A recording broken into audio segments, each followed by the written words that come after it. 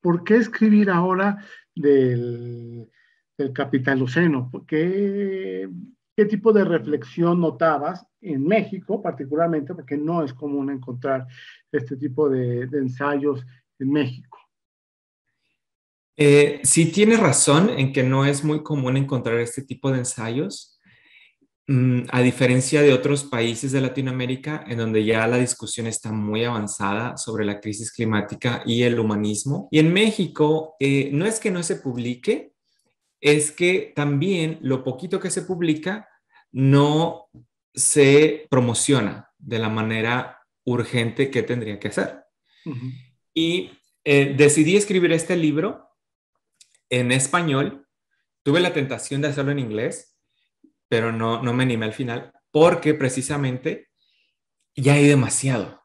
Y tomé todo lo que aprendí a lo largo de 5 años de lectura exhaustiva sobre crisis climática, capitalismo y historia ambiental, que es una disciplina relativamente nueva, y de alguna manera pues ponerlo todo en español, ¿no? Contar una historia no desde un punto de vista científico, sino desde un punto de vista humanista acerca de cómo y por qué llegamos a esta crisis que nos amenaza hoy día, ¿no? Y hablas del capitalismo como más que como un sistema económico, que lo es, pero también como un sistema o una forma de relacionarnos con la naturaleza. Todos los sistemas económicos son una relación con la naturaleza, ¿verdad? La esclavitud era una forma de relacionarse con la naturaleza, el feudalismo, etcétera. Pero hay una característica muy particular del capitalismo de relacionarse con la naturaleza, que es la siguiente: destruye sus propios medios de extracción de riqueza. Por ejemplo, destruye la tierra de tanta agricultura intensiva, más fertilizante, y por eso la frontera agrícola pues se tiene que expandir, ¿no? Y aquí tenemos pues los imágenes terribles que salen de la Amazonía de deforestación, ¿no? Entonces, esa frontera se tiene constantemente que abrir. Eso es inédito en la historia de la humanidad. No hay un sistema económico tan expansivo, tan extractivista como este que nos toca vivir. No es, y me gustaría aclarar esto, no es pura ideología lo que estoy diciendo. Esto está científicamente comprobado. El último reporte del IPCC, ¿verdad? Comprueba esto. A partir de la revolución industrial, o sea, del surgimiento del capitalismo industrializado, es cuando las emisiones de gases de efecto invernadero comienzan a subir en la Tierra. Eso es un hecho científico inapelable y, por tanto, si nosotros queremos salir de esta crisis, es indispensable que repensemos nuestro sistema económico, que nos condiciona hasta cierta manera la forma en que nos relacionamos, no solamente entre personas, sino también con la naturaleza y los recursos que extraemos, pues para crear cierto bienestar en la sociedad. Realmente el problema se exacerba, yo diría que en este periodo neoliberal. Voy a dividirlo en tres partes. Una, la revolución industrial. Dos, el famoso Golden Age of American Capitalism, o sea, la edad dorada del capitalismo norteamericano que va más o menos de 1945 a 1970. Y por último, la época neoliberal a partir del 70-80, ¿no? Y la evidencia científica es contundente. A partir de 1980, ¿verdad? Las emisiones de gases de efecto invernadero se disparan desmandadamente, al grado de que si nosotros, cuando medimos las emisiones desde la revolución industrial hasta ahora, la mitad de esas emisiones fueron emitidas a partir del neoliberalismo. O sea, ese fue el daño causado por este sistema económico que desregularizó toda la industria y todo el capital para poder fluir hacia otros lugares, por ejemplo, China, ¿no? Que se ha convertido en la fábrica del mundo y también en la chimenea del mundo por esa razón. También plantea de que esta crisis no es un tema de generación de la riqueza, que es un discurso muy de ciertos gobiernos, ¿no? O sea, Uh -huh. hay que generar más riqueza para que haya más desarrollo. Tú al contrario, planteas que es una cuestión de desigualdad, que el problema es la desigualdad, ¿no? Esto de generar riqueza es muy conflictivo, porque cuando nosotros decimos que hay que generar riqueza, lo que estamos diciendo en realidad es que no hay suficientes recursos naturales ni económicos para sustentar, ¿verdad?, una vida digna a todos los miembros de un país o una sociedad, ¿no? Pero en realidad es así. Cuando el 90% del PIB global se va al 10% más rico, ¿hay una escasez de riqueza y de recursos?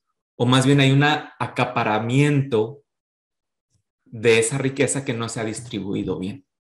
Porque entonces aquí entra, por ejemplo, algunas teorías como el decrecimiento, que dice el problema no es generar más riqueza porque riqueza hay mucha. Se produce muchísima comida en el mundo, pero no se distribuye esa comida democráticamente. Hay mucha agua, pero hay algunas corporaciones que acaparan esa agua, ¿no? Entonces es un discurso muy peligroso a mi parecer, porque plantea la idea de que no hay suficiente, que no hay suficiente de todo para todos.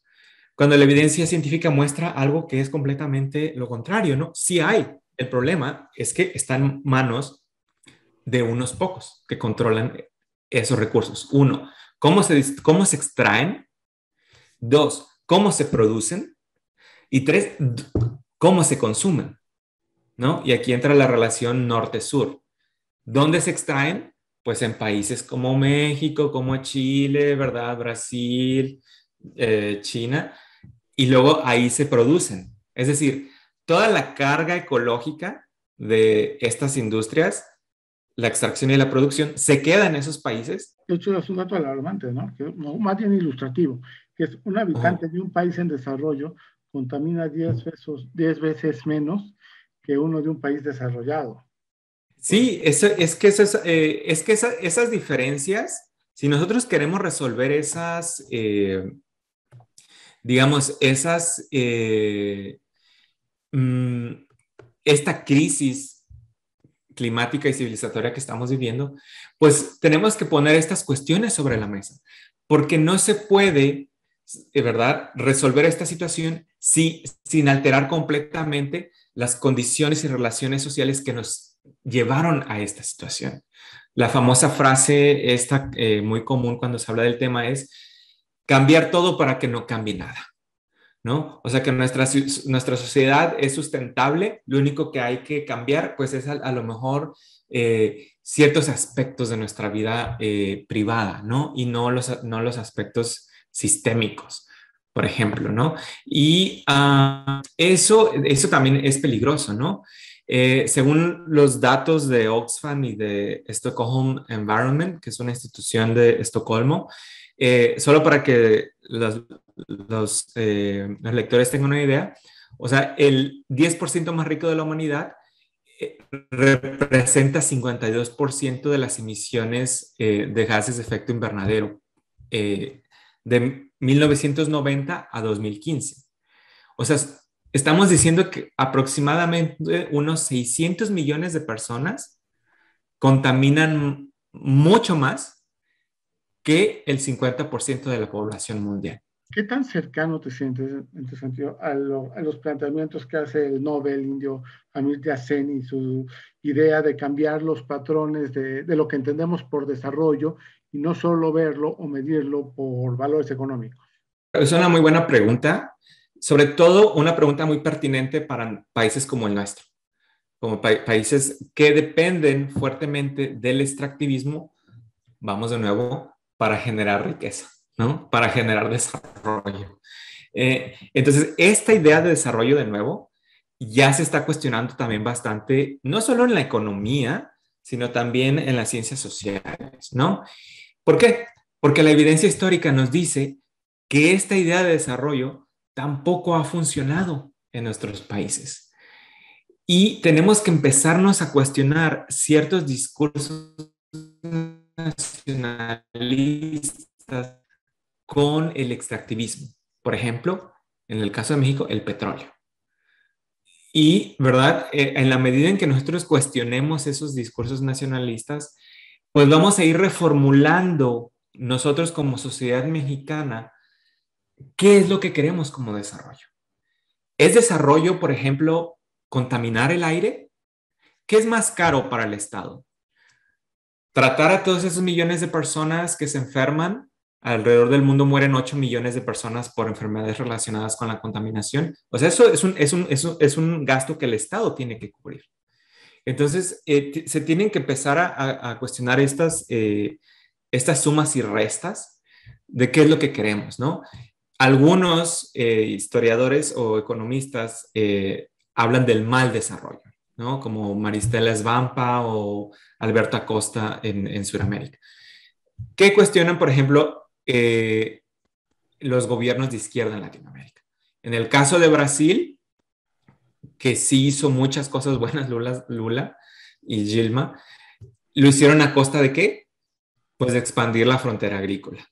En el caso de Cristina Kirchner en Argentina, ¿cómo lo hizo? ¿Cómo desarrolló Argentina? Pues expandiendo la frontera de la soya, ¿no? Que se ha convertido en un desastre ecológico de la magnitud de Chernobyl en Argentina, así de terrible.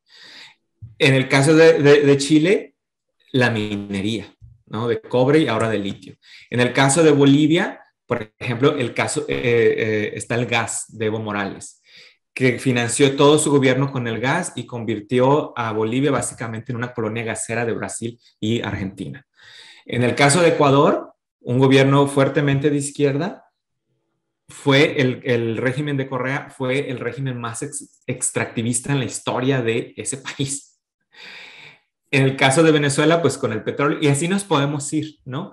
En el caso de México, pues ya sabemos por dónde vamos con el petróleo. Tú propones, entre todos porqués que preguntas, una de tus respuestas atraviesa por lo que llamas el realismo alternativo, que es, pero ¿qué tanto queremos realmente este realismo alternativo? O sea, ¿realmente estamos dispuestos a sacrificar? Tú hablas de que no necesariamente se tiene que sacrificar comodidades o nuestra noción de bienestar, pero realmente es posible, o sea, buena parte de la literatura dentro de la que está inscrita este libro, de repente hablan de cambios que suenan muy bien, pero que en lo práctico suenan muy difíciles, ¿no? Exactamente. Una de las digamos, soluciones de las muchas que se pueden proponer sobre esta crisis es precisamente consiste precisamente en reformular nuestro contrato social. De nuevo, comenzar a preguntarnos qué queremos como sociedad. ¿Queremos generar un bienestar a costa de zonas de sacrificio ecológico y humano? Cuando un río se contamina por una corporación para generar, digamos, jugos que son altamente azucarados, como sociedad, ¿queremos eso? O sea, ¿eso es valioso?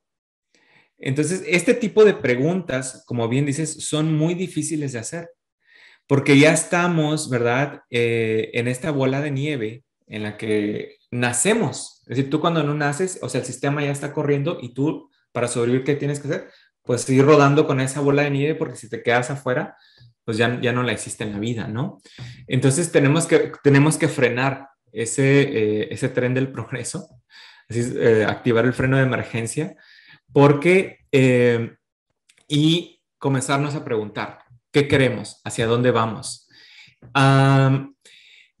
No creo yo en las soluciones, digamos, personales o decisiones personales, porque esas son decisiones, esas propuestas son, digamos, que les llaman la free market solutions, ¿no? O sea, esa de que cambia tu estilo de vida, tu estilo de consumo, y eso va a ser como un efecto dominó que se va. O sea, eso es una mentira.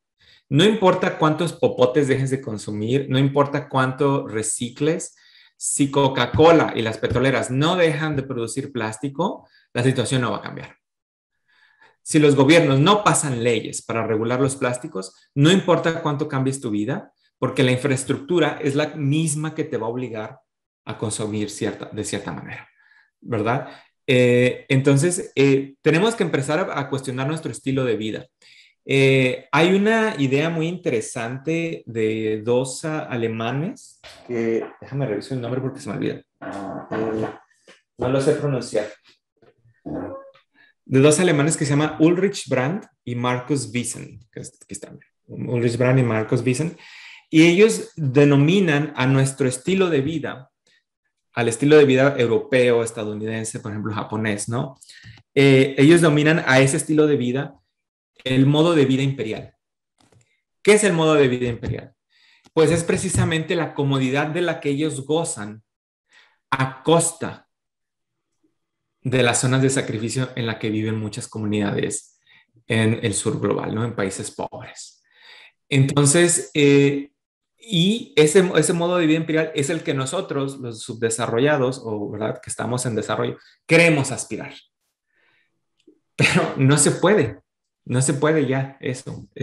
O sea, porque no es compatible con los procesos biológicos del planeta Tierra. No es simplemente. Cuando comenzó la pandemia, no sé si tú también recuerdas esto, muchos intelectuales en los periódicos, ¿no? En revistas, pues comenzaron a decir, este es el gran momento en el que el capitalismo va a caer y que es verdad y que va a empezar una crisis. O sea, y yo decía, bueno, o sea, a ver, esto no es inédito, ha pasado en otros momentos de la historia moderna y si algo tiene el capitalismo es su forma, ¿qué? De constantemente adaptarse y, ¿verdad?, encontrar formas de replicación de acumulación de riqueza. Entonces, ¿por qué fue un fracaso la oportunidad de la pandemia? Bueno, voy a poner un ejemplo. Digamos las vacunas. Fíjate cómo se desarrolló, cómo se desarrollaron las vacunas. Por un lado, no hubo un esfuerzo multilateral para crear una vacuna que sea universal y que sea la mejor vacuna. Por eso tenemos vacunas que unas tienen que tener cierta temperatura, otras cierta. O sea, no se preocuparon por decir, vamos a juntarnos para crear una vacuna, la más eficiente de todas, y compartir el conocimiento, ¿no? Después, de eso vienen las marcas, ¿no? De que yo me puse Pfizer, o sea, como si estuvieras hablando de una camisa, ¿no? O de un carro, en un momento en que miles de personas morían cada día. Desde el momento en que la pandemia intentó resolverse por ese tipo de mecanismos, ya hubo un indicio de que no iba a cambiar nada. Y al contrario, se afianzó el modelo en el que vivimos. El virus del SARS-CoV, como explico en el libro, no se puede entender sin los circuitos de circulación del capital. Como explico en el libro, no se puede entender. Las personas que se benefician de este sistema, sobre todo a partir de la época neoliberal, no solamente acumularon mucha riqueza, sino que también acumularon muchísimo poder político. Porque en este modelo económico que vivimos, dinero equivale a poder político y social, incluso hasta cultural, ¿no? Para imponer narrativas sobre distintos problemas sociales que nos enfrentamos. Entonces, uno de estos aspectos que estas élites, esto suena un poco conspiranoico, ¿verdad? Pero no es así porque hay evidencia de que ha sido así. Uno de estos aspectos, o más bien la narrativa que ellos impusieron en la sociedad a partir de 1980 es la de mentir sobre la ciencia climática. Hay que recordar que ExxonMobil, una de las petroleras más poderosas del mundo, la más poderosa de Estados Unidos, ocultó la información sobre el cambio climático desde la época de 1980. Y cuando uno revisa los documentos que se filtraron de esa información que manejaba la corporación, se da cuenta que lo que los científicos de Exxon decían es exacto a lo que estamos viviendo. Es decir, las predicciones eran exactas los que estaban diciendo. ¿Y qué hizo ExxonMobil? Ocultó esa información. Entonces, imagínate el escenario en el que estaríamos hoy en día si hubiéramos comenzado con la presión social desde 1980 y no en el año 2000, digamos, cuando comienzan los movimientos sociales contra el cambio climático. Entonces, este es solamente un ejemplo de cómo estas personas o corporaciones con mucho poder son capaces de moldear una narrativa que beneficie sus intereses económicos, que ¿verdad? Que se generan principalmente pues, por la extracción de combustibles fósiles, que es la amenaza más grande que tenemos que parar de acuerdo al último reporte del IPCC. Alta imaginación política. Dices, fracasa la política porque fracasa la imaginación. Exacto. Y eso es algo también muy interesante. No es que los seres humanos no tengamos soluciones. Hay muchas soluciones. Es decir, la crisis climática no solamente nos ha dado la oportunidad de criticar el sistema en el que vivimos, sino que nos ha dado de nuevo la oportunidad de imaginar futuros habitables. Algo que nos había robado cierta narrativa muy neoliberal de que no hay alternativa, de que este es el mejor mundo de los mundos posibles. Y en este sentido han surgido muchas alternativas o realismos alternativos, como digo en el libro, para resolver esta crisis que vivimos, ¿no? Menciono las que casi siempre, las que casi siempre menciono son la de los pueblos amazónicos con el buen vivir, que es una filosofía que cuestiona nuestro modo de vida imperial. Tenemos, por ejemplo, el Sunrise Movement, el Extinction Rebellion. Es decir, han surgido muchas propuestas de futuro o ecotopías, como yo le llamo, que nos alimentan una esperanza, ¿verdad? De ver esta situación, digamos, una luz al final del túnel, pero de un túnel que va a ser muy largo cruzar. Y probablemente yo, ni mis hijos, ni tú, ni tus hijos, van a poder ver. Ese es el grado en el que nos hemos metido, que van a pasar décadas y décadas, generaciones, hasta que veamos, ¿verdad? Otra vez, un planeta más o menos habitable. Eso es lo que nos espera.